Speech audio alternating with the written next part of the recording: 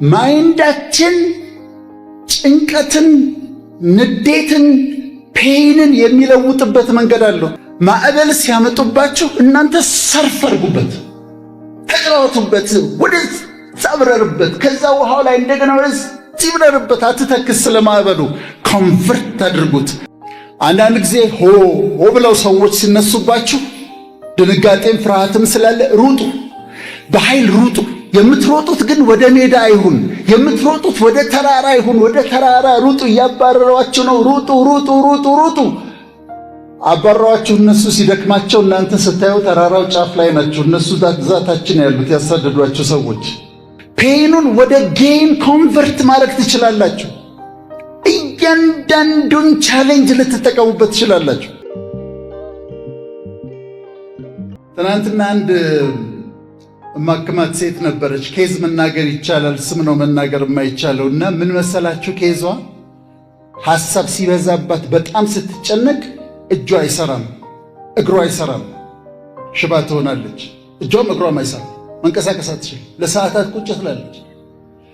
በጣም ከተናደደች ወይም በጣም ከጨነቃት እጇ መስራት ያቆማል፣ እግሯ መስራት ያቆማል። ለሰዓታት ቁጭ ትላለች። ኒውሮሎጂስት ጋር ሄዳለች፣ ታክማለች። የአጥንት ሐኪሞች ጋር ሄዳለች። ካልሲየም፣ ቫይታሚን ዲ ሰጥተዋታል። ችግሯ ግን ምን መሰላችሁ? ማይንዳችን ጭንቀትን፣ ንዴትን፣ ፔይንን የሚለውጥበት መንገድ አለው። አንደኛው ሶማታይዜሽን ይባላል። ሰዎች ይመጡና እዚህ ያቃጥለኛል፣ እዚህ ጀርባዬን ያመኛል፣ ሄድን ያመኛል፣ ጉልበቴን ያመኛል፣ ሆዴንም ያመኛል፣ ደረቴን ያመኛል ይሏቸዋል። ችግሩ ያለው እዚህ ውስጥ ነው። ወደ ሶማታይዜሽን ወደ ፊዚካል ፔይን ተቀይሮ ነው።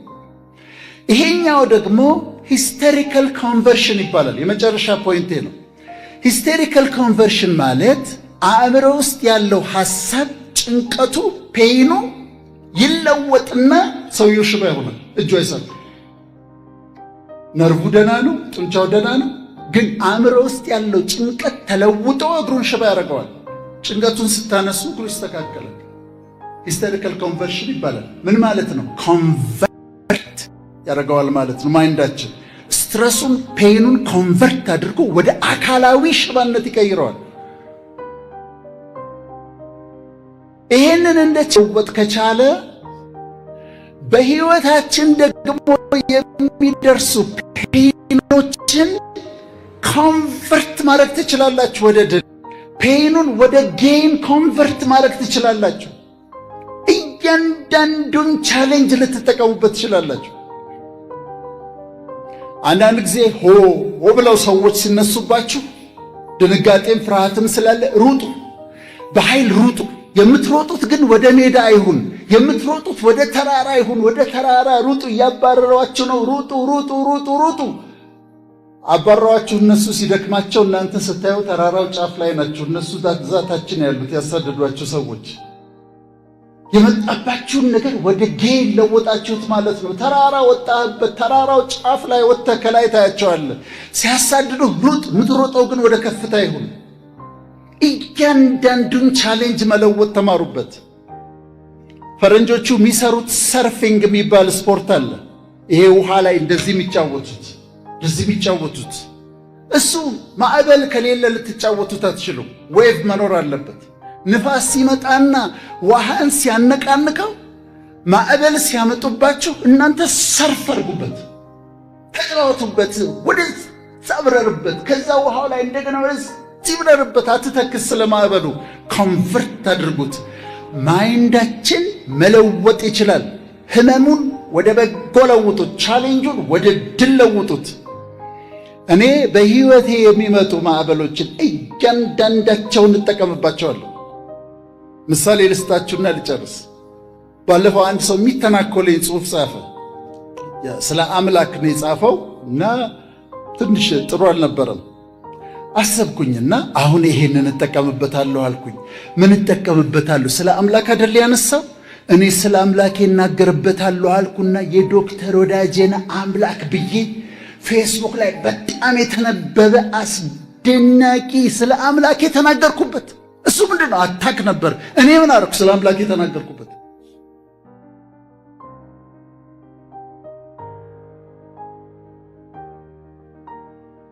ስለዚህ ማይንዳችሁ ኮንቨርት እንዲያደርግ እርዱት፣ ተጠቀሙበት። ራሱ መሳሪያ ነው። ፔን ሲመጣ ፔኑን ወደ መልካም ነገር ለውጡበት። ቻሌንጅ ሲመጣ ለመልካም ተጠቀሙበት። የሚያሳድዷችሁ ሲመጡ ወደ ተራራ ውጡበት። እነሱ መውጣት አይችሉም። እዛ ጋር እናንተ መውጣት ትችላላችሁ።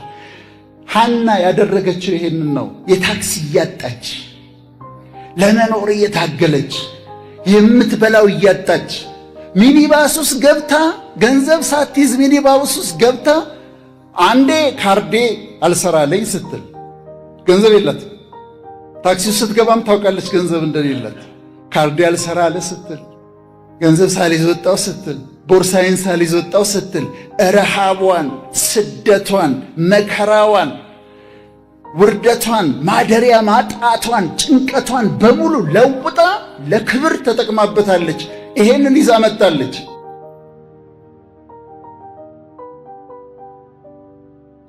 ለካ የማይነገሩ ነገሮች አሉ። ለካ የማይወሩ ነገሮች አሉ። በሕይወታችን የደረሱብን ከባባድ የሆኑ የማንናገራቸው ነገሮች አሉ። የማንጽፋቸው ነገሮች አሉ። ውስጣችን ይዘን ብለን የምንይዛቸው የምናስቀምጣቸው ነገሮች አሉ። አንድም ጥበብ ነው የሚነገረውና የማይነገረውን ለይቶ ማወቅ። ግን ደግሞ ልንናገራቸው እየፈለግን ልናወጣቸው እየፈለግን ለካ የማንናገራቸው ነገሮች አሉ። ውጠን የምንይዛቸው ለካ ነገሮች አሉ። ሆድ ይፍጀው እንዳለ ጥላሁን ገሰሰ ክብር ዶክተር ሆድ ይፍጀው እንዳለ ሳይናገረው ሄዳል። በዓሉ ግርማ የት እንደገባ እስካሁን ድረስ ሳናውቅ የማያውቅ ሰው ቀርቶ ነው ዝም የተባለው። ለካ የማይነገሩ ነገሮች አሉ በሕይወት። እኔ ካውንስሊንግም ስለምሰራ የማይነገሩ ነገሮችን መጥተው የሚነግሩኝ ሰዎች አሉ። የማይነገሩ የሚባልባቸው አውጥተን የማንጽፋቸው የማንናገራቸው ነገሮች አሉ። ግን ያበስሉናል። ምንም አይደለም። ማቺዮር እንድናደርግ ያደርጉናል። ለአእምሯችሁ ምን እያደረጋችሁለት ነው? ጭንቀት፣ ሐሳብ፣ ጭንቀት፣ ስትረስ፣ ስለ ልጆች መጨነቅ፣ ስለ ኑሮ መጨነቅ፣ አገር ቤት ስላሉ ወገኖች መጨነቅ፣ ስለ ዘመድ መጨነቅ። ከሰይጣን ቀጥሎ ጠላታችሁ ስትረስ ነው። እንደ ስትረስ ጠላት የላችሁም። የሚገርመው ደግሞ 99% of the things that you worry about, they will never happen. ልጄን፣ እናቴን፣ ቤተሰቤን፣ እስራኤል እንደዚህ ሆኑ ማሰብ፣ መጨነቅ፣ ስትረስ ኮርቲሶል የሚባል ሆርሞንን ይጨምራል። ኮርቲሶል የሚባል ሆርሞን ሲጨምር ኮርቲሶሉ ሃይፐርቴንሽን፣ ዲያቤቲስ መልተስ፣ ኮሮነሪ አርተሪ፣ የልብ በሽታ፣ የደም ብዛት፣ የስኳር ኢቭን የተለያዩ በሽታዎችን ያመጣል። ጠላታችን ነው ጭንቀት። እስቲ ጭንቀት ጠላቴ ነው በሉ። you have to get rid of it። ሲመጣ እኔ ጋርም ይመጣል እኮ ዞር በልልኝ ነው የምለው። በቃ ዞር በልልኝ። ልጅ እንደዚህ ብትወድ፣ ልጆች እንዲህ ቢሆንስ፣ ስትረስ እንደዚህ ቢሆንስ፣ ኑሮ እንደዚህ ቢሆንስ፣ ያኛው እንደዚህ ቢሆንስ። ስትረስ ነው እና ግን ጠላት ነው። ለሜንታል ዌልነሳችሁ ሜዲቴሽን፣ ሰላም፣ ጥሩ ነገር መስማት፣ ጥሩ ነገር ማንበብ፣ ሜንታል ዌልነሳችሁን መጠበቅ አለባችሁ። ይሄንን አእምሮ ብትከፍቱት፣ አጥንቴን ብትከፍቱት የምታገኙት ነገር ብሬን ነው የሚባለው አይደል? ነጩ ግሬ የሆነው ኮሪጌትድ የሆነ በቢሊየን የሚቆጠሩ የነርቭ ሴሎች አሉት። በትሪሊየን የሚቆጠሩ ኮኔክሽኖች አሉት። ሴሬብረም፣ ሴሬቤለም፣ ሜዱላ፣ ፖንስ የተባሉት። ማይንድ ግን ይለያል። ይሄኛው 3 ፓውንድ ነው የኔ ጭንቅላት ውስጥ ያለው ብሬን። ማይንድ ግን ክብደት የለውም፣ መልክ የለውም፣ የቱ ጋር እንዳለ አታውቁም፣ ግን ይረበሻል። ሲመጣና ሲጫናችሁ ስትረስ፣ ጭንቀት ሲበዛባችሁ ቴል ዩርሰልፍ አላስተናግድህም ማለት አለባችሁ። አላስተናግድህም፣ እኔ ጋር ይመጣ አላስተናግድህም፣ አልቀበልህም። ለምን? ሜንታል ዌልነሳችሁ መጠበቅ አለባችሁ። ሶስተኛው ዳይሜንሽን ኢሞሽናል ዌልነስ ይባላል።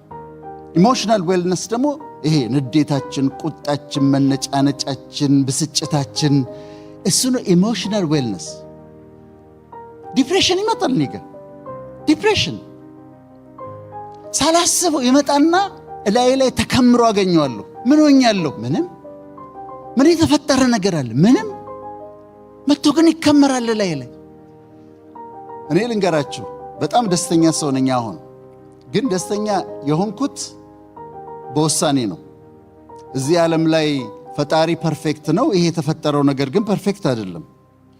ይሄኛውን ሳስተካክለው ይሄን ሳስተካክለው ያኛው ይበላሻል። ያኛውን ሳስተካክለው ያኛው ይበላሻል። ያኛውን ሳስተካክለው ያኛው ይበላሻል። ያኛውን ሳስተካክለው አይሞላም። ከዛ አንድ ቀን ቆምኩና ራሴን ዶክተር ብዬ ጠርቼ ነው ከዛሬ ጀምሮ ዶክተር ወዳጄነ መሐረነ ደስተኛ ሰው ነው ብዬ ወሰንኩ። በውሳኔ ጸንቻለሁ። አጨብጭቡ ለዚህ።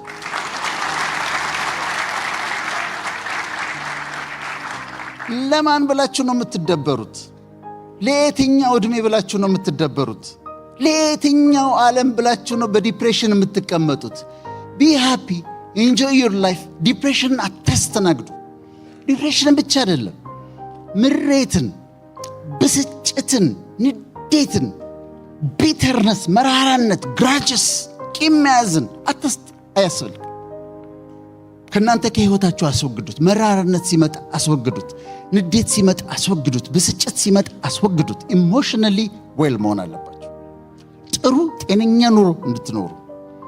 መንገድ ላይ የሚጠሏችሁ ሰዎች ካያችሁ፣ ጥቁሮች ቢሆኑ፣ ነጮች ቢሆኑ፣ የሎ ቢሆኑ፣ እናንተን አይደለም እኮ የሚጠሉት፣ ራሳቸውን ነው እኮ የሚጠሉት። ሰልፍ ሄትሬድ ስላላቸው ነው ለእናንተ ጥላቻ የሚያሳዩአችሁ። who cares? አንተ ያልክ ተመናጨክ ምን አለ? እሱ ሰላም አለኝ አላለኝ ብላችሁ በብስጭት በዲፕሬሽን በምናምን በምሬት የምትኖሩት አራግፉትና ከላያችሁ ላይ አራግፉትና አስወግዱትና በደስታ ኑሩ። ህይወታችሁን ኢንጆይ አድርጉት።